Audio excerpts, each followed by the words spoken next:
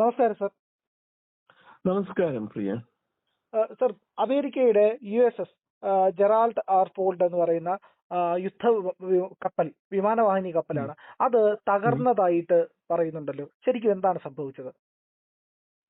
അല്ല, കപ്പല് പൂർണ്ണമായിട്ട് തകർന്നു എന്ന് പറയുന്നില്ല. പക്ഷേ ഇന്ന് രാവിലെ വന്ന ഒരു വാർത്ത പറയുന്നത് USS ജെറാൾഡ് ആർ ഫോർഡ് എന്ന വിമാനവാഹിനി കപ്പൽ, അതായത് ആണവോർജം കൊണ്ട് പ്രവർത്തിക്കുന്ന കപ്പലാണിത്.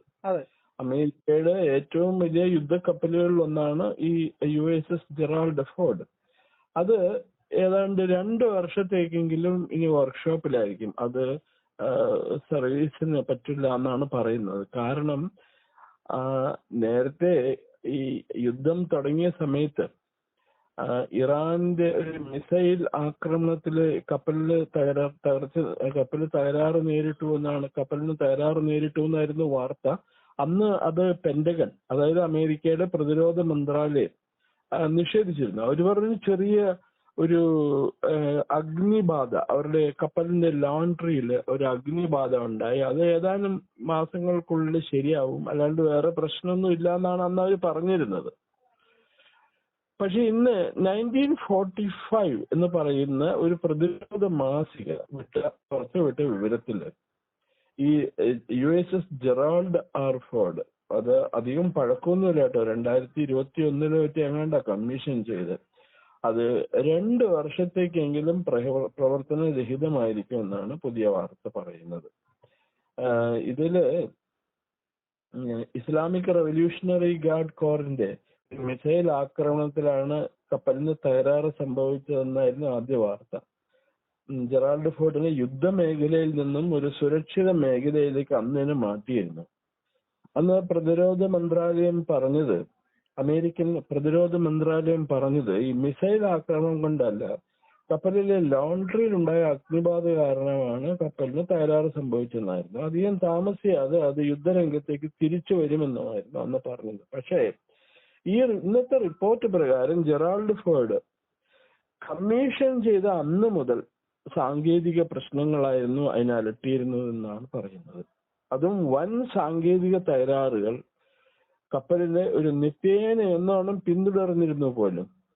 അതിൽ ഈ യുദ്ധ വിമാന വഹിക്കുന്നതാണല്ലോ ഈ വിമാനവാഹിനി കപ്പല്, അവയെ പറപ്പിക്കുന്നതിനുള്ള സാങ്കേതിക സംവിധാനമാണ് ഇലക്ട്രോ മാഗ്നറ്റിക് കറ്റാപുൾട്ട്.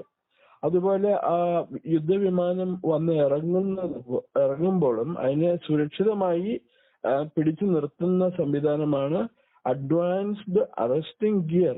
ഇവയെല്ലാം തകരാറിലാണ്. എന്ന് പറഞ്ഞാൽ യുദ്ധവിമാനങ്ങൾക്കൊന്നും തന്നെ ഈ കപ്പലിൽ നിന്ന് പറന്നുയരാനോ ഇതിൽ ലാൻഡ് ചെയ്യാനോ സാധിക്കില്ല. അത് കൂടാതെ അമേരിക്കൻ നേവിയുടെ ഏറ്റവും അത്യന്താധുനിക വിമാനമായ F-35C അവയ്ക്ക് ഈ കപ്പലിൽ നിന്നൊന്നും പറന്നുയരാനാവില്ല. കാരണം ഇപ്പോഴത്തെ നിലയിൽ പറന്നുയർന്നാൽ ഈ കപ്പലിന്റെ ഡെക്കില്ലേ, വിമാനം പറന്നു വരുന്ന ഡെക്ക്, അത് ഉരുകിപ്പോകും. അങ്ങനെ അമേരിക്കയ്ക്ക് ഒരു വലിയ ഷോർട്ട് കമ്മിങ്, ഒരു വലിയ പോരായ്മ നേരിട്ടിരിക്കുകയാണിത്. ഏതാണ്ട് $14 ബില്യൺ ഈ കപ്പലിന് വേണ്ടി അമേരിക്ക മുടക്കിയത്. പുതിയ കപ്പലാണ് ശരിക്കും, 2021 കമ്മീഷൻ ചെയ്തേ ഉള്ളൂ. അപ്പോ ഒരു വലിയ നഷ്ടമാണത്.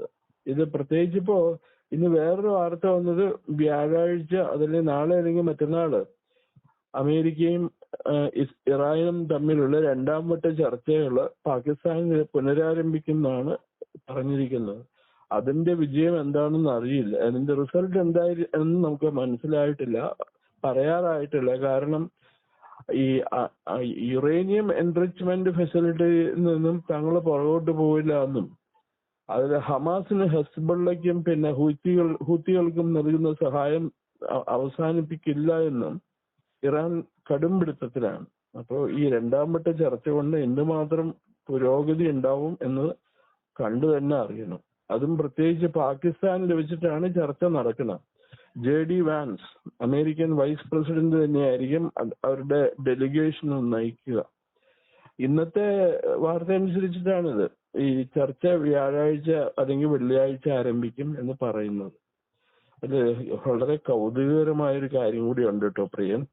ഈ ചർച്ച നടന്നില്ലേ, ആദ്യവട്ട ചർച്ച നടന്നില്ലേ, എന്താ അമേരിക്കയും ഇറാനും തമ്മില് ഇസ്ലാമാബാദിലൊരു ഹോട്ടലിലാണ് ആ ചർച്ച നടന്നത്. ആ ഹോട്ടലിന്റെ ബില്ലിന്റെ പൈസ കൊടുക്കാൻ പാകിസ്ഥാൻ ഗവൺമെന്റിന്റെ കയ്യിൽ ഉണ്ടായിരുന്നില്ല പോലും.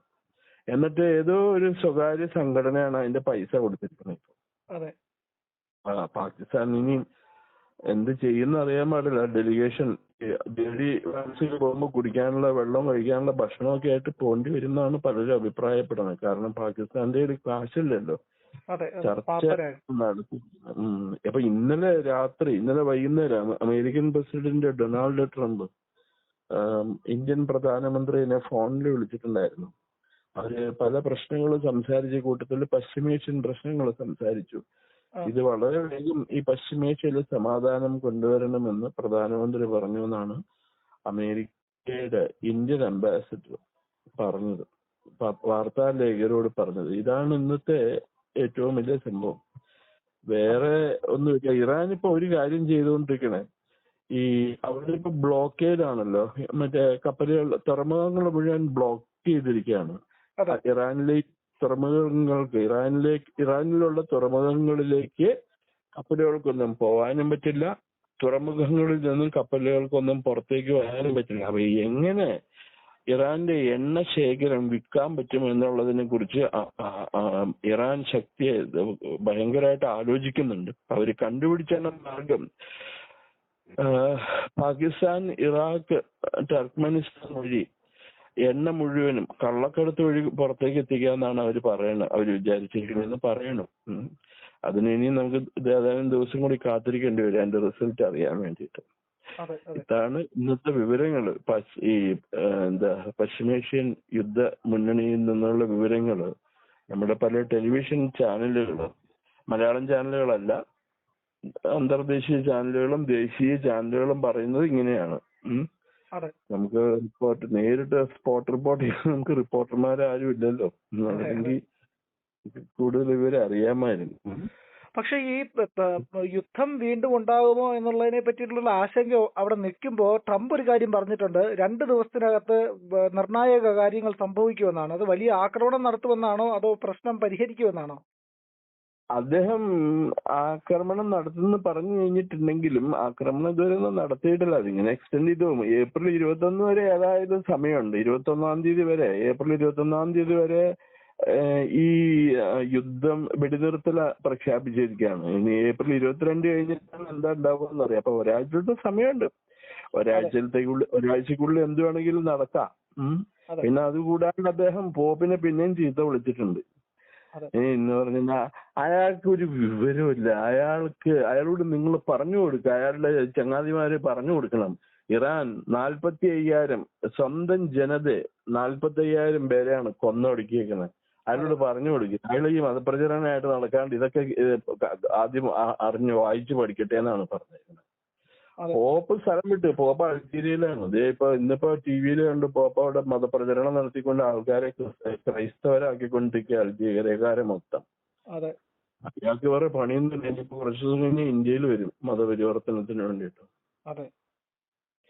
ഏതായാലും പ്രശ്നങ്ങൾ, പശ്ചിമേഷ്യൻ പ്രശ്നങ്ങൾ ഉടനെ ഒന്നും അവസാനിക്കില്ല എന്ന് വേണം നമുക്ക് മനസ്സിലാക്കാൻ, അല്ലേ സാർ? ഇന്നത്തെ സിറ്റുവേഷൻ കണ്ടിട്ട് പശ്ചിമേഷ്യൻ പ്രശ്നം ഉടനെ ഒന്നും അവസാനിക്കാൻ പറ്റില്ല. ഇത് വലിയ സങ്കീർണതകൾ നിറഞ്ഞ പ്രശ്നമാണ്. ആരെങ്കിലും ഒരാൾ വിട്ടുവീഴ്ച ചെയ്യണ്ടേ? ഇതിപ്പോ തൊമ്മൻ കഴിയുമ്പോ ചാണ്ടി മുറുകൻ, ചാണ്ടി കഴിയുമ്പോ തൊമ്മൻ മുറുകൻ എന്ന് പറഞ്ഞ പോലെയാണ് പശ്ചിമേഷ്യയുടെ കാര്യം. ഇരു കൂട്ടരും കടുംപിടുത്തത്തിലാണ്. പിന്നെ എന്ത് ചെയ്യാനാണ് ഇപ്പൊ? അത് തീർച്ചയായും. വളരെയധികം നന്ദി സാർ. ശരി പ്രിയ, താങ്ക് യു, നമസ്കാരം. Thank you.